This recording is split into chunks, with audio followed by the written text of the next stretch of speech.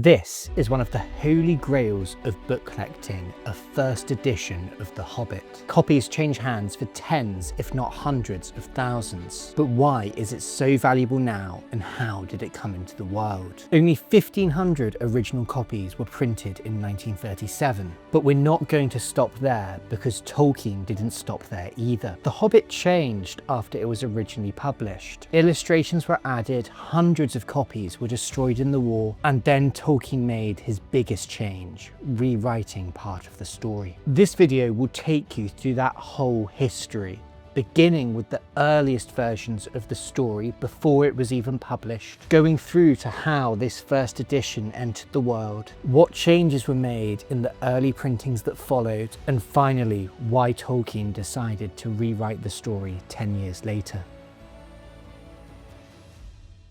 The history of The Hobbit has murky beginnings, and the Tolkien children all have different recollections of when their father started telling them stories about hobbits. But we do know the first time that Tolkien recalled writing something down, because he talked about this in a letter to W.H. Auden. All I remember about the start of The Hobbit is sitting correcting school certificate papers in the everlasting weariness of that annual task forced upon impecunious academics with children. On a blank leaf I scrawled, "In a hole in the ground lived a hobbit." That one line was all that Tolkien remembered writing on the back of that student's essay, and that original beginning of The Hobbit no longer survives. But in the 1930s it grew into a story with 6 pages of the earliest known fragments surviving. This shows the origins of the first chapter of The Hobbit, and also includes a drawing of Thrall's map, the dwarves' treasure map that leads them to the Lonely Mountain. But this early version and drafts of it that followed are different to the version of the story we know today. Gandalf isn't a wizard, but is the name of the character given to the dwarf we now know as Thorin. Instead, the wizard is called Blodorthin, Smaug is called Priftan, and Beorn is called Medwed. The battle at the end of the story didn't involve the dwarves and didn't happen near the Lonely Mountain. Bard is a walk-on character who's killed off quickly, and Dain doesn't exist at all. But as the story developed, both in Tolkien's mind and in the scraps of paper he was drafting and redrafting it on, it slowly grew into something resembling what we know today. By 1933, the story was finished, and Tolkien shared it with his friend C.S. Lewis, who wrote at the time, "I have had a delightful time reading a children's story which Tolkien has just written. Whether it is really good, I think it is until the end, is of course another question.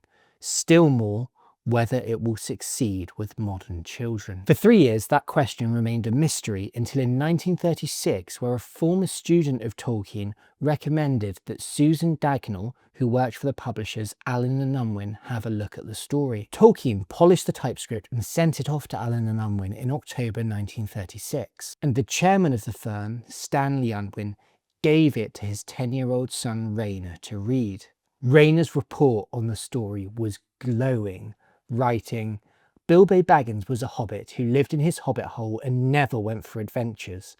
At last, Gandalf the wizard and his dwarves persuaded him to go. He had a very exciting time fighting goblins and wargs. At last they get to the Lonely Mountain. Smaug, the dragon who guards it, is killed, and after a terrific battle with the goblins, he returned home rich." This book, with the help of maps, does not need any illustrations.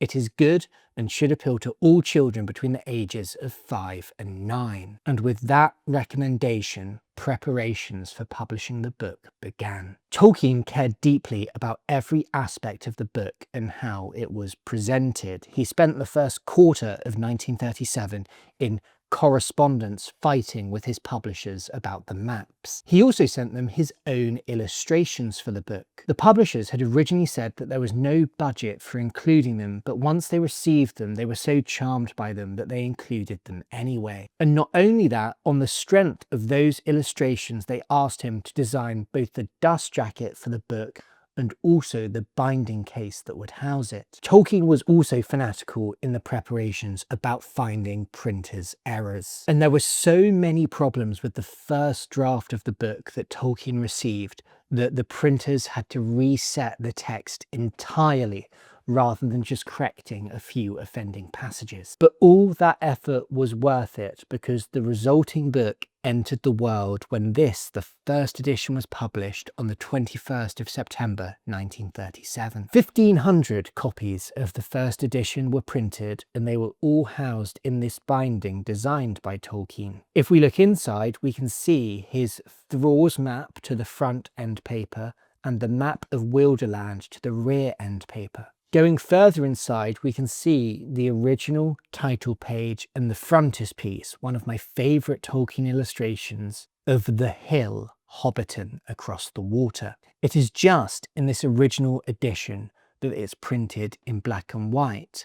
From the second impression onwards, it appears in colour. And if we turn to the verso of the title page, we can see the edition statement we're looking for, confirming it's a first edition, first published in 1937. Now, despite Tolkien's best efforts, there are a number of mistakes that still entered the text. On page 14, it says find morning rather than fine morning. On page 85, it says far under the mountains rather than just far under the mountains. And most disappointing of all for any hobbits reading the book, on page 248, it says nay breakfast rather than any breakfast. All 1,500 copies of the first edition, including this one, were sold out in less than 2 months, and so a second printing of 2,300 copies was produced, although 423 of these were destroyed when the binder's warehouse was hit by a German bomb. Preparations were also made for this, the first American edition, and 5,000 copies were published in March 1938. The big change here is colour, and when you compare the colour in these editions to those in the British ones,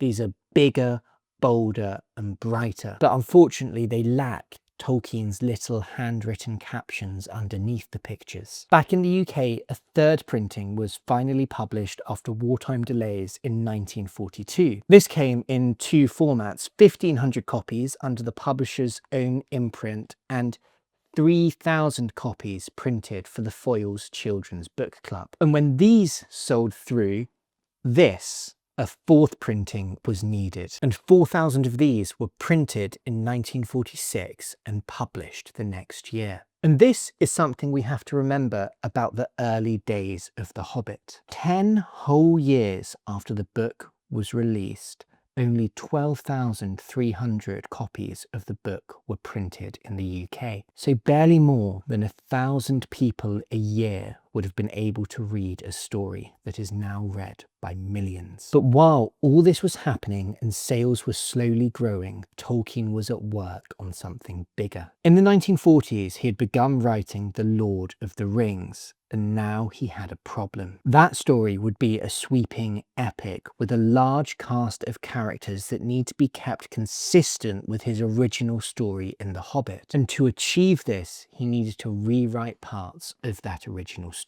In the first edition of The Hobbit, and in every printing up until the 4th printing, Gollum's magic ring wasn't Sauron's One Ring. In the original version of the story, Gollum willingly bets his ring in the riddles game with Bilbo, and when he loses, Gollum leads Bilbo out of the cave and they part company as friends. But while he was writing The Lord of the Rings, Tolkien decided that Gollum's magic ring that Bilbo wins should become the One Ring. And so he had to make 2 big changes to future editions of The Hobbit. They appeared in this book, the 5th printing, sometimes called the 2nd edition of 1951. Firstly, he rewrote Chapter 5, Riddles in the Dark, to tell its true story. Here, Bilbo still wins the ring, but the power of the One Ring turns Gollum mad when he loses it. And so he doesn't guide Bilbo out of the caves. Instead, Bilbo escapes and Gollum screams after him, "Thief,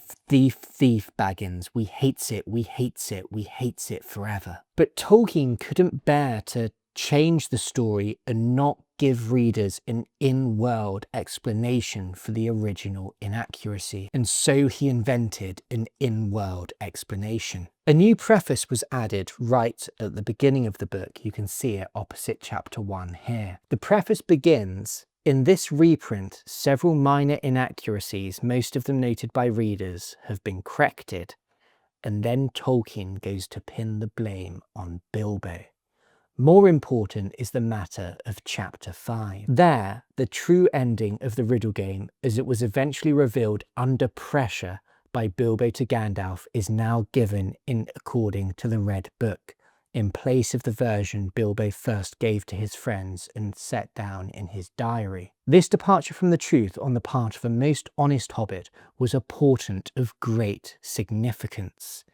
Its explanation lies in the history of the ring, as is set out in the chronicles of the Red Book of Westmarch, and it must await its publication. And so that is the story of how we went from one line written on the back of an exam paper, "In a hole in the ground there lived a hobbit," to the story we all know and love today.